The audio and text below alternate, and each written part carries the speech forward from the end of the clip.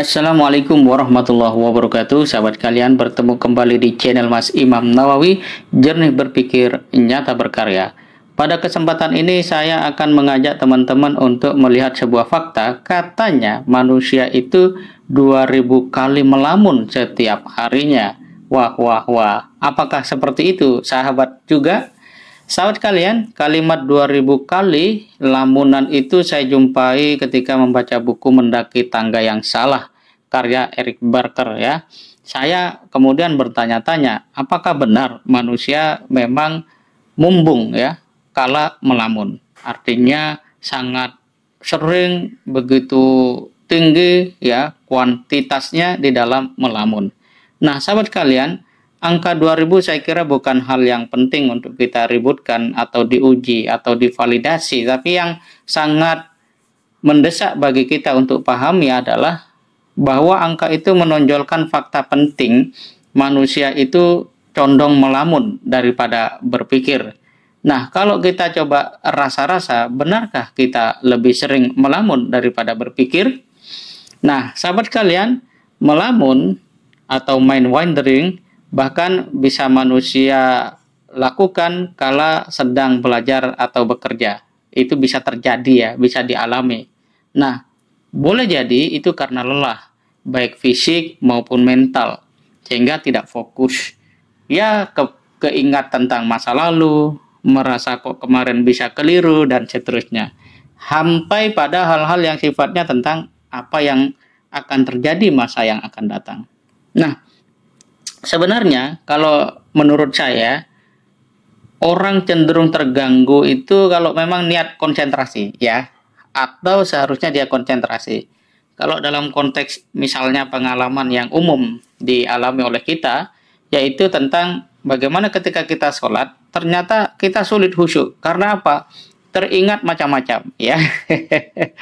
Teringat macam-macam, mulai dari takbir sampai salam itu tidak 100% itu fokus gitu ya. Tapi ya tentu di dalam sholat itu tidak disebut melamun, tetapi memang menunjukkan bahwa memang ada sesuatu yang sangat besar yang begitu kita cintai mengganggu, sampai-sampai kalau kita ketemu Tuhan pun dia nggak bisa kita lepas.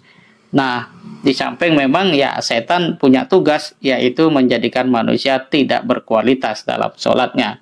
Bahkan kalau ada ayat itu fawailul lil musallin alladzina hum yuraun ya gitu ya. Jadi ada orang yang memang dalam sholatnya itu keliru, niatnya lalai karena memang dia ingin dilihat oleh orang lain gitu ya. Nah, sahabat kalian, menurut Eric Barker menegaskan bahwa lamunan yang berlebihan itu bisa mengganggu fokus dan produktivitas seseorang. Artinya manusia itu memang nggak bisa lepas dari melamun, ya akan tetap melamun, tapi jangan kebanyakan. Karena melamun katanya merupakan bagian dari fungsi otak. Tinggal jaga saja agar tetap proporsional, tidak menjadi liberal, gitu. Kira-kira begitu. Nah, kembali pada saat kita sholat, saya kira itulah media terbaik untuk melatih konsentrasi. Oleh karena itu Allah meminta kita sholat 5 waktu, karena memang konsentrasi kepada Tuhan itu tidak mudah. Karena kalau kita ingin menjadi orang yang baik seperti keinginan Tuhan, ya kita memang harus ingat kepada Tuhan. Dan konsentrasi mengingat Allah itu bukan pekerjaan yang mudah, butuh latihan terus-menerus.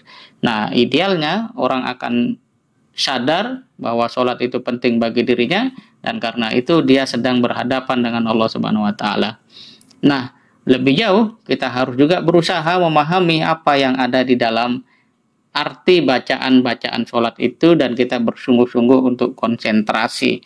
Itu sarana atau mungkin bisa disebut terapi ya, tanda kutip, untuk kita tidak terlalu banyak melamun.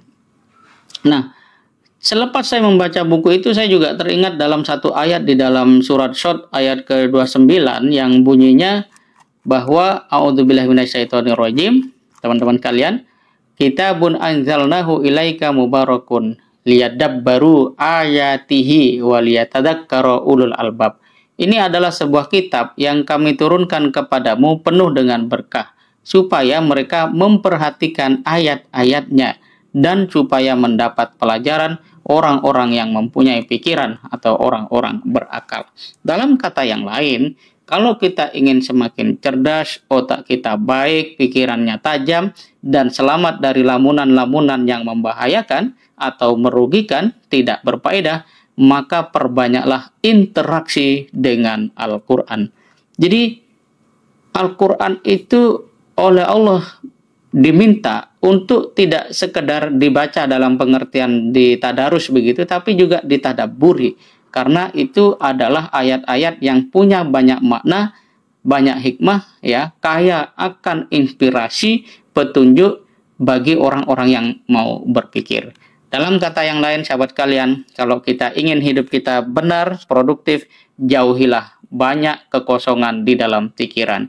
Kalau ada waktu luang, gunakan untuk melihat, membaca, mentadabburi Al-Quran, bukan terus-menerus scrolling media sosial, kemudian game online yang pada akhirnya ketika kita selesai melakukannya justru bingung, tidak nyaman, dan seterusnya. Semoga bermanfaat. Assalamualaikum warahmatullahi wabarakatuh.